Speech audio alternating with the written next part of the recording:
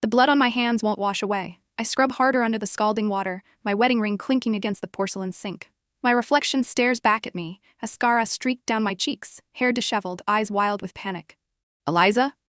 Are you in there? My husband's voice, once comforting, now sends ice through my veins.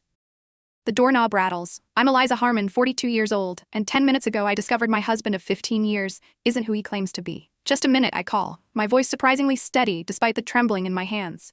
I glance at my phone on the counter, the screen still displaying the email that shattered my world. An email not meant for my eyes.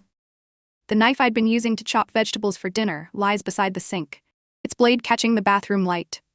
I hadn't meant to cut myself when I dropped it in shock, but the physical pain barely registers compared to what's happening inside me. Eliza, we need to talk. His voice is different now, controlled. He knows that I know. My mind races back to 3 hours earlier. I was preparing for our anniversary dinner, humming as I chopped vegetables in our kitchen he had renovated as a surprise for my birthday last year. 15 years of marriage, and I thought I knew everything about Daniel Harmon. Your phone's buzzing, I had called out to him while he showered. When I picked it up, I noticed an email notification from an unfamiliar address. I shouldn't have looked. 15 years of trust made me complacent, made me believe I had the right. The email contained coordinates, a confirmation code, and instructions for a new identity. Final arrangements complete. After tomorrow, Daniel Harmon ceases to exist. At first I thought it was spam, some bizarre phishing attempt, but attached were scanned documents, passport with my husband's face but a different name, bank accounts I'd never seen, and most damning of all, surveillance photos of our house. Of me. The bathroom door handle jiggles more insistently now.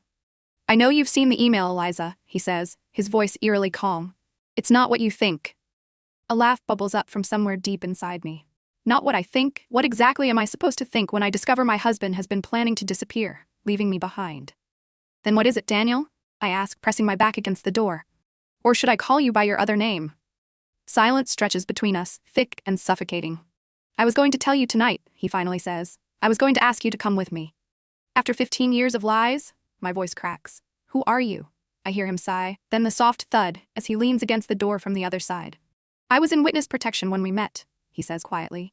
The case was supposed to be closed, the danger past, but last month, they found me again. My mind flashes to the business trip he took last month, how distracted he'd been since returning.